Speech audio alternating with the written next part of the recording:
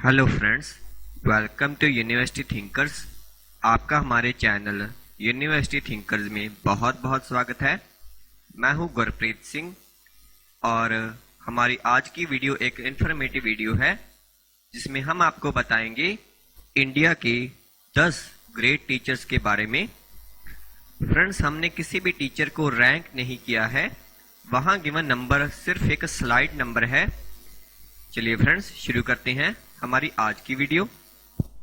India के missile man और कमाल के space scientist doctor APJ Abdul Kalam हमेशा कहा करते थे कि उन्हें एज ए टीचर याद रखा जाए। 2002 में इंडिया के प्रेसिडेंट बनने के बाद भी जब भी उन्हें चांस मिलता वो स्टूडेंट्स को टीच करते। उनका मानना था कि नेशनल डेवलपमेंट के लिए यूथ का कंट्रीब्यूशन बहुत ज़रूरी है और उन्हें एजुकेटेड होना चाहिए। 5 सितंबर 2000 के टीचर डे के मौके पर एक इंटरव्यू में उन्होंने कहा था, if the people remember me as a good teacher that will be the biggest honour for me. Doctor साहब के अकॉर्डिंग टीचिंग एक नोबल प्रोफेशन है जो कि इंडिविजुअल के कैरेक्टर को शेप देता है। बच्चों के फ्यूचर को शेप देने में एक टीचर बहुत इंपॉर्टेंट रोल प्ले करता है। वो अपने साथ काम करने वाले साइंटिस्ट को भी टीच किया करते थे। वो जब भी किसी स्कूल, कॉलेज या इंस्टीट्यूशन में विजिट करते, हज़ारों लोग उनके मोटिवेशनल वर्ड्स सुनने के लिए इकट्ठा हो जाते। इतनी भीड़ तो बड़े बड़े पोइट और राइटर्स भी अट्रैक्ट नहीं कर पाते। इन्होंने विंग्स ऑफ फायर नाम से अपनी ऑटोबायोग्राफी लिखी है और कमाल की बात यह है दोस्तों कि इस एक्स्ट्रा ऑर्डिनरी टीचर की डेथ भी Indian institute of management Shillong में टीच करते हुए हुई। इंडिया के फर्स्ट वाइस प्रेसिडेंट और Nations teacher doctor Radha Krishnan 1962 में जब इंडिया के प्रेसिडेंट बने तो उनके कुछ स्टूडेंट्स ने उनके पास जाकर रिक्वेस्ट की कि वो उनका बर्थडे सेलिब्रेट करना चाहते हैं। डॉक्टर राधा कृष्णन ने कहा कि वो और भी प्राउड फील करेंगे कि अगर वो उनके बर्थडे 5 सितंबर को as a teacher day celebrate करे तो। सो डॉक्टर साहब को ट्राइब्यूट देने के लिए आज तक एवरी ईयर 5 सितंबर को टीचर डे सेलिब्रेट किया जाता है। डॉक्टर राधा कृष्णन के फादर सर्वपल्ली वीर स्वामी इनको एक मंदिर के प्रीस्ट बनाना चाहते थे, बट इन्होंने बहुत हार्ड वर्क किया और ग्रेजुएशन के बाद फिलॉसफी में मास्टर डिग्री की। ये कलकत्ता यूनिवर्सिटी में प्रोफेसर रहे, ये आंध्रा यूनिवर्सिटी और बनारस यूनिवर्सिटी के वाइस चांसलर भी रहे। नोबेल विजेता रविंद्रनाथ टैगोर से ये बहुत प्रभावित हुए और इन्होंने अपनी फर्स्ट बुक रविंद्रनाथ टैगोर पर लिखी। डॉक्टर राधा कृष्ण के अकॉर्डिंग एजुकेशन का एम होना चाहिए कि वो आदमी को ऐसा फ्री क्रिएटिव मैन बना दे जो हर तरह की कंडीशन का सामना कर पाए। डॉक्टर राधा कृष्णन यूनेस्को में और सोवियत यूनियन में इंडियन एम्बेसडर भी रहे। इन्होंने सोवियत यूनियन के साथ इंडिया के बहुत अच्छे रिलेशन एस्टैब्लिश किए।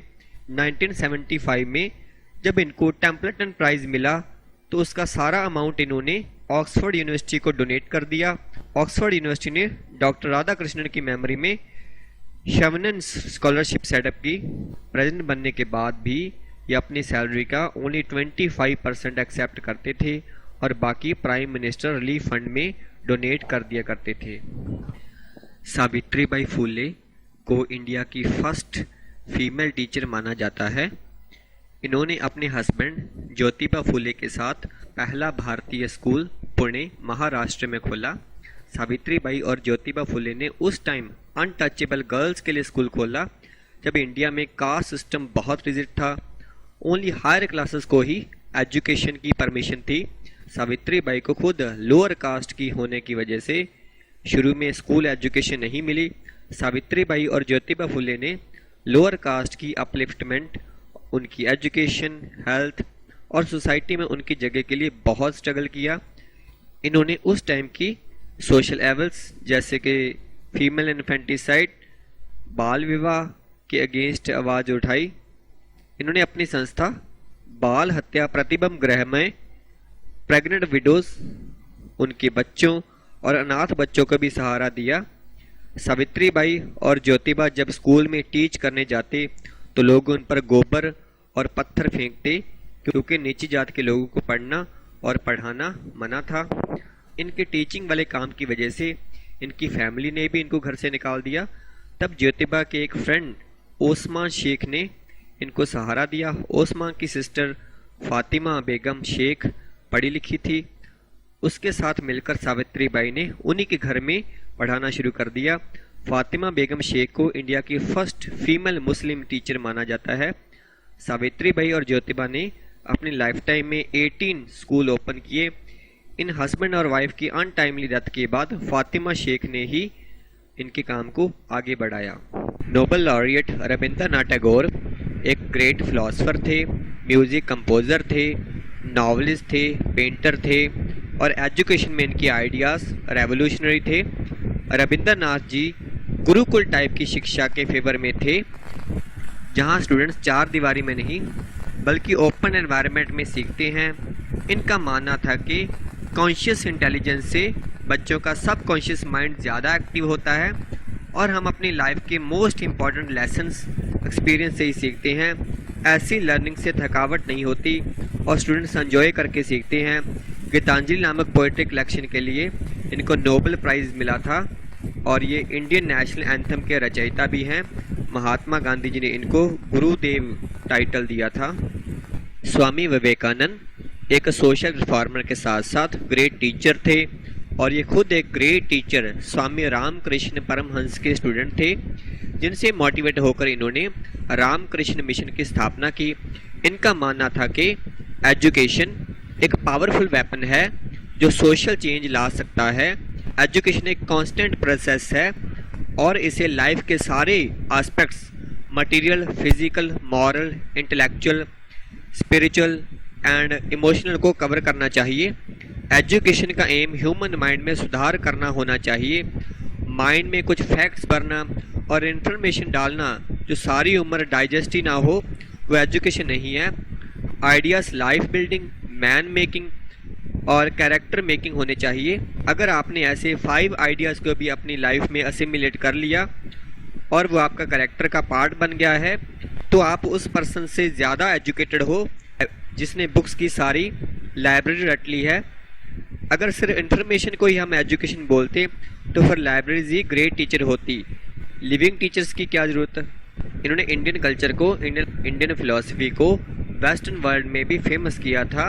इनकी शिकागो वाली जो स्पीच है वो बहुत फेमस है। सिखों के फर्स्ट गुरु गुरु नानक देव जी की तो क्या कहने, ये एक ऐसे वर्सेटाइल जीनियस थे जिन्होंने लाइफ के सारे फेसेस को कवर किया। उन्होंने religion, philosophy, moral and social ethics, education, social welfare, economics and political evils पर लिखा। गुरु नानक देव जी की सारी टीचिंग्स श्री गुरु ग्रंथ साहिब में है। अपनी राइटिंग्स में गुरु नानक देव जी ने ह्यूमन लाइफ में एजुकेशन के रोल को डिस्कस किया है। सच है कि गुरु नानक देव जी ने मॉडर्न सेंस में एजुकेशन की कोई सिस्टमेटिक फिलॉसफी डेवलप नहीं की। उन्होंने किसी लैब में एक्सपेरिमेंट नहीं किए और एजुकेशन अबाउट उनके व्यूज़ बिखरे हुए हैं।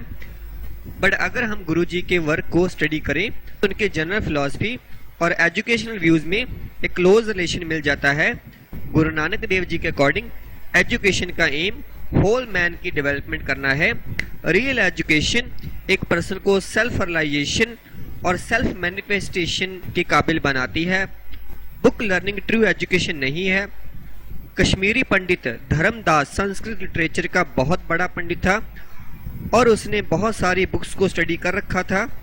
वो गुरु नानक देव जी से भी बहस करना चाहता था। गुरु जी ने उसे समझाया कि इंफॉर्मेशन और नॉलेज स्टोर करना रियल एजुकेशन नहीं है। गुरु जी ऐसी एजुकेशन के फेवर में थे जो एक पर्सन की आत्मा में ऐसा अमृत पैदा कर दे कि डेथ और डिस्ट्रक्शन भी उसका कुछ ना बिगाड़ पाए। गुरु नानक देव जी के अकॉर्डिंग ज्ञान प्रकाश है, स्ट्रेंथ है, विजडम है, इनसाइट है। Education body, mind and soul के लिए होनी चाहिए।